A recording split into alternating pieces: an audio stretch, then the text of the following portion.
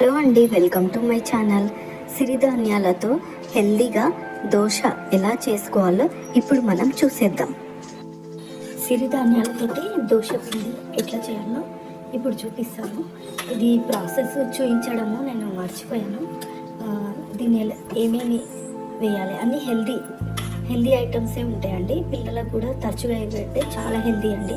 రైస్కి బదులు మనము సిరిధాన్యాలు ఏదైనా కొర్రలు, అరకలు అలాంటివి నానబెట్టి ఇలా చేసేయాలి. దీంట్లో పుదీనా, కొత్తిమీర కూడా వేసాను కాబట్టి చాలా హెల్దీ ఇది. ఇప్పుడు సిరిధాన్యాలు తీసుకోవాలి.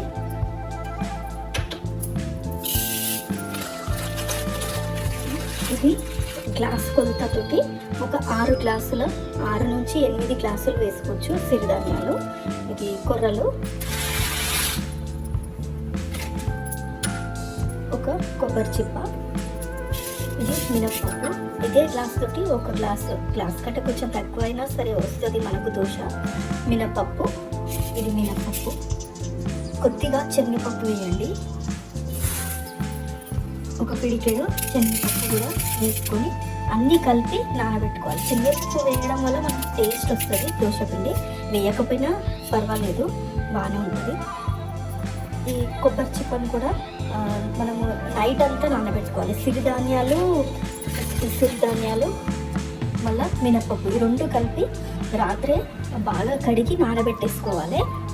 నానబెట్టేసుకొని దీంట్లో మనము ఇప్పుడు ఈ పిండిలో ఇట్లా ముందు మిక్సీ జార్లో ఈ కొబ్బరి చిప్పను సన్నగా కట్ చేసి ఫస్ట్ కొబ్బరి వేసుకోవాలి. కొబ్బరి వేసుకుంటే మనము దగ్గుతుంది. మనం పిండి వేసిన తర్వాత మనము సిరిధాన్యాలు, మినపప్పు అది వేసిన తర్వాత కొబ్బరి వేస్తే ఇది దంగదు, మిక్సీకి కాదు పేస్ట్ లాగా. అందుకే ముందే కొబ్బరి వేసుకోవాలి. కొబ్బరి ముక్కల్లాగా చేసుకొని దాంట్లోనే పచ్చిమిరపకాయలు తొడమెలు తీసి దాంట్లో వేసేసుకోవాలి. కొంచెం ఉప్పు వేసుకోవాలి, ఒక హాఫ్ టీ స్పూన్ ఉప్పు వేసుకోవాలి.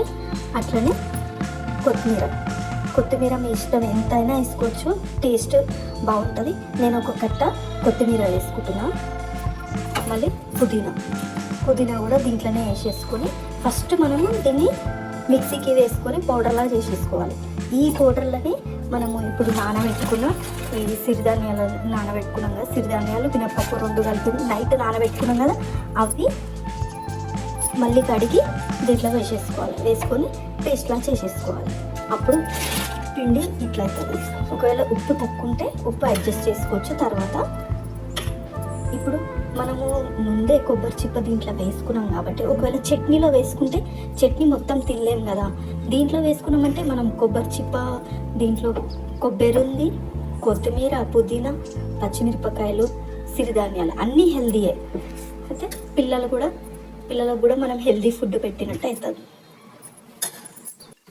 దోశ పెంక మనము అదే పెంక పైన మనం చపాతీ చేస్తే, ఇది ఇనుప పెంక అండి, అదే చపాతీ చేస్తే అదే పెంక పైన చపాతీ చేస్తే మనకు దోశ అనేది సరిగా రాదు.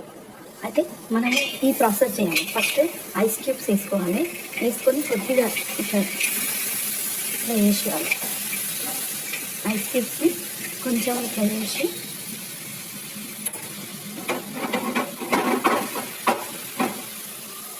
ఇది తీసుకోవాలి.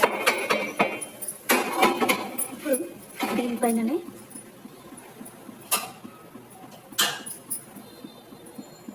కొంచెం ఉప్పు వేసుకోవాలి. ఉప్పు వేసుకొని అది కొంచెం ఇట్లా స్ప్రెడ్ చేసుకోవాలి.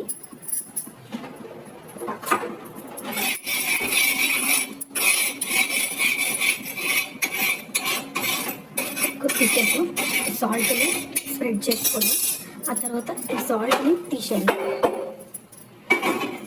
తీసేసి ఇప్పుడు మనం దోశ వేసుకుందాం. ఇప్పుడు ఈ పెంక పైన మనకు దోశ ఫస్ట్ క్లాస్ వస్తుంది. చూడండి,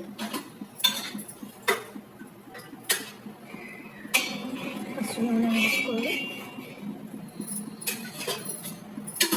ఇది ఒక టిప్ అండి, మనకు దోశ పెంక పైన సరిగా రాకపోతే ముందు ఐస్ క్యూబ్స్ వేసుకొని అది కొంచెం ఇట్లా కరిగిన తర్వాత ఆ వాటర్ తీసేసి దానిపైనే మళ్ళీ సాల్ట్ వేసుకొని స్ప్రెడ్ చేసేసుకొని ఆ తర్వాత మనం ఇట్లా నూనె పోసుకొని దోశ వేసుకోవాలి.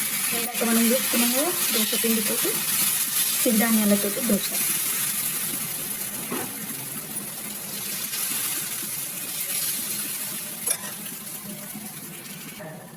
చూడండి నేను పైనుంచి మళ్ళీ నేను ఆయిల్ కూడా వేయలేదు, కింద వేసిన ఆయిల్కి మనకు దోశ చక్కగా